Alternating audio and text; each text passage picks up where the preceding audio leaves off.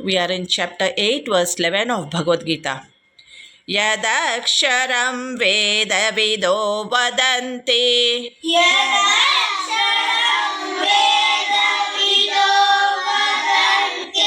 Vishanti yadyatayo vitaragaha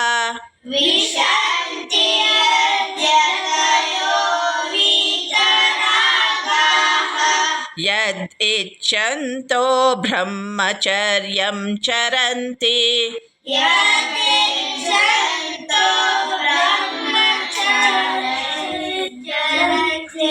Tatte padam sangrahena pravakshe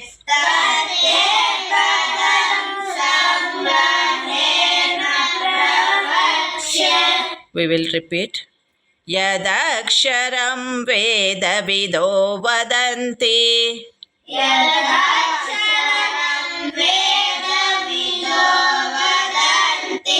Vishanti yadyatayo vitaragaha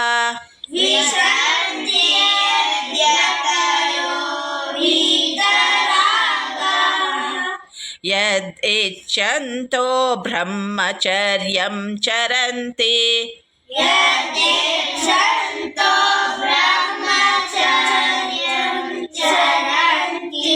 Tatte padam sangrahena pravakshe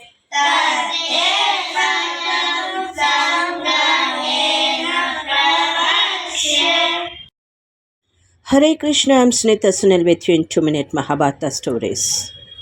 In this verse, Sri Krishna talks about entering into his abode. Very interesting. Let us see chapter 8, verse 11 of Bhagavad Gita. Those who, having entered into my supreme abode, reach the highest perfection. They attaining to my supreme nature do not return to the cycle of birth and death. So this is what Sri Krishna is telling. Let us see what is supreme abode. It is Krishna's highest spiritual realm. What is highest perfection? It is attaining spiritual liberation. What is no rebirth? It is freed from the cycle of birth and death. So our mind and intellect should be on spiritual liberation, that is, attaining freedom from karma and rebirth. Being with Krishna, that is, realizing one's true nature as a spark of the divine. In eternal existence, that is, experiencing timeless existence beyond birth and death. What is needed? It is moksha, that is, achieving liberation from the cycle of rebirth. What is spiritual growth? That is, pursuing self-realization and union with the divine. What is eternal bliss? That is, experiencing lasting peace and happiness. Let us see a small story about this. King Janaka, after years of spiritual practice and self-inquiry, attained the highest perfection. He realized his true nature as a spark of the divine and entered the supreme abode. Having transcended his ego and desires, he was freed from the cycle of birth and death, experiencing eternal bliss and peace. For example, spiritual masters like many sages and yogis have attained liberation through intense spiritual practice. In King Janaka's story, it illustrates the possibility of realizing one's true nature by attaining freedom from karma and rebirth is the ultimate goal of many spiritual seekers. In real life examples, many people practice meditation and do self inquiry to deepen their understanding of themselves and the universe. Various spiritual traditions have produced enlightened teachers who guide others on the path to liberation. Some people who have had near death experience report feelings of eternal peace and liberation. Let us try to understand this verse in a simple way.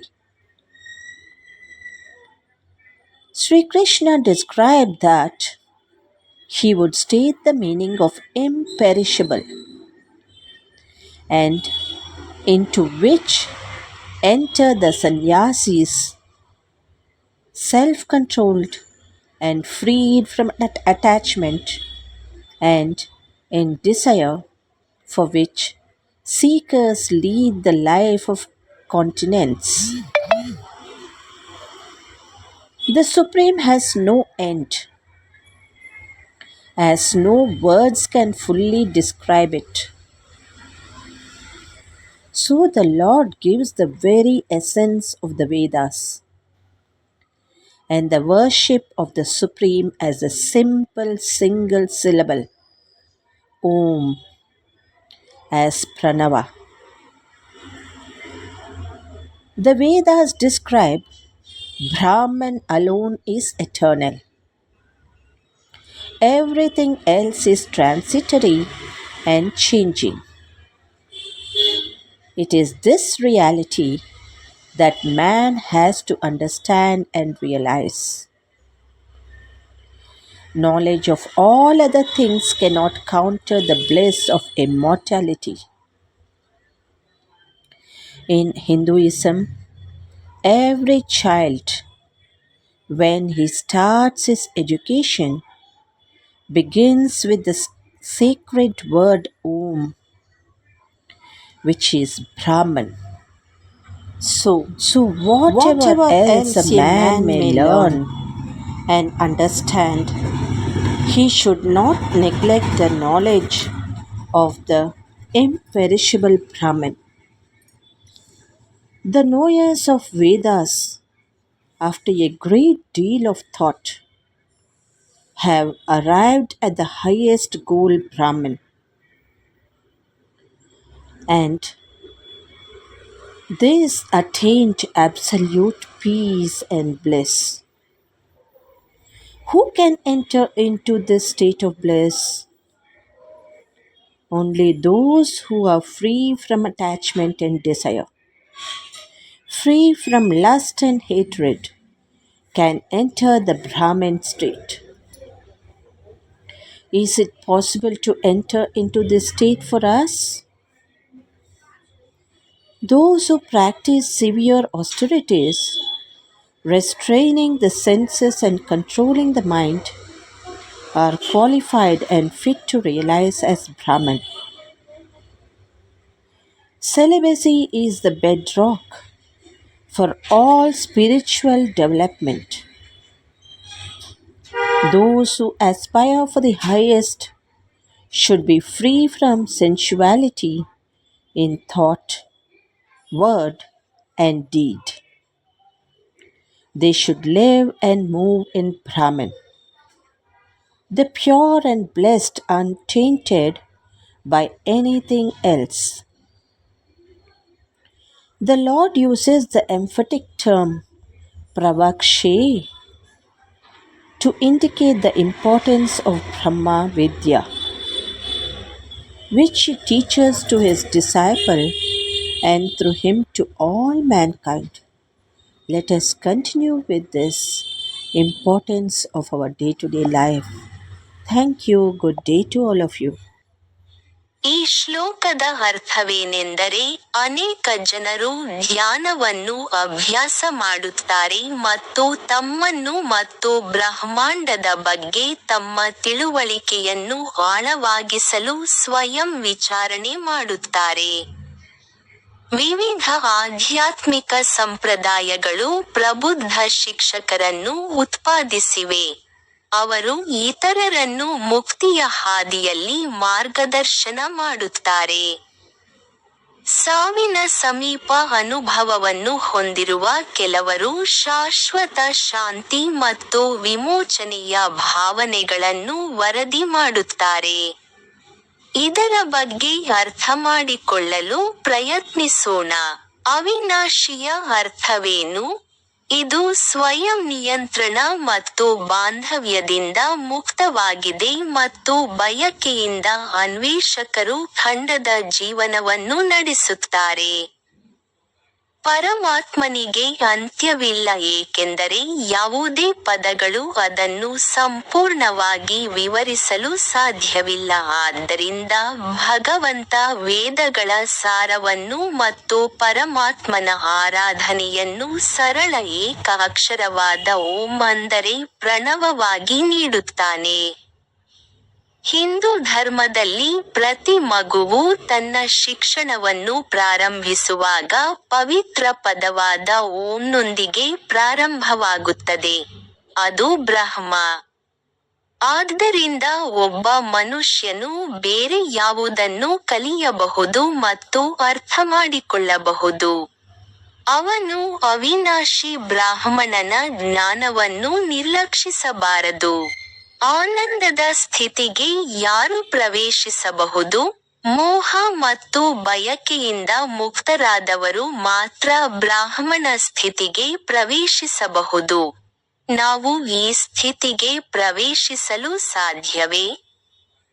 ಇಂದ್ರಿಯಗಳನ್ನು ನಿಗ್ರಹಿಸಿ ಮನಸ್ಸನ್ನು ನಿಯಂತ್ರಿಸುವ ಮೂಲಕ ಕಠಿಣ ತಪಸ್ಸನ್ನು ಆಚರಿಸುವವರು ಬ್ರಾಹ್ಮಣರಾಗಲು ಅರ್ಹರು ಮತ್ತು ಅರ್ಹರು. ಎಲ್ಲ ಆಧ್ಯಾತ್ಮಿಕ ಬೆಳವಣಿಗೆಗೆ ಬ್ರಹ್ಮಚರ್ಯವು ಮೂಲಾಧಾರವಾಗಿದೆ. ಅತ್ಯುನ್ನತವಾದದ್ದನ್ನು ಬಯಸುವವರು ಆಲೋಚನೆ, ಮಾತು ಮತ್ತು ಕಾರ್ಯದಲ್ಲಿ ಪ್ರಾಮಾಣಿಕತೆಯಿಂದ ಮುಕ್ತರಾಗಿರಬೇಕು. ಭಗವಂತನು ತನ್ನ ಶಿಷ್ಯನಿಗೆ ಮತ್ತು ಅವನ ಮೂಲಕ ಎಲ್ಲ ಮಾನವಕುಲಕ್ಕೂ ಕಲಿಸುವ ಬ್ರಹ್ಮವಿದ್ಯೆಯ ಮಹತ್ವವನ್ನು ಸೂಚಿಸಲು ಪ್ರವಕ್ಷೆ ಎಂಬ ಬಲವಾದ ಪದವನ್ನು ಬಳಸುತ್ತಾನೆ.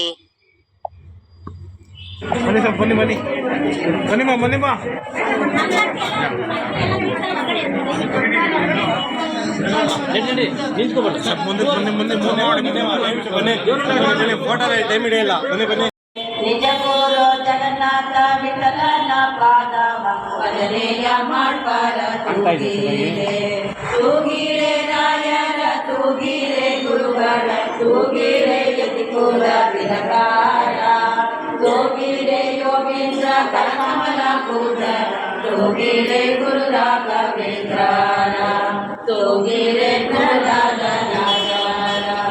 ತೂಗಿರೆ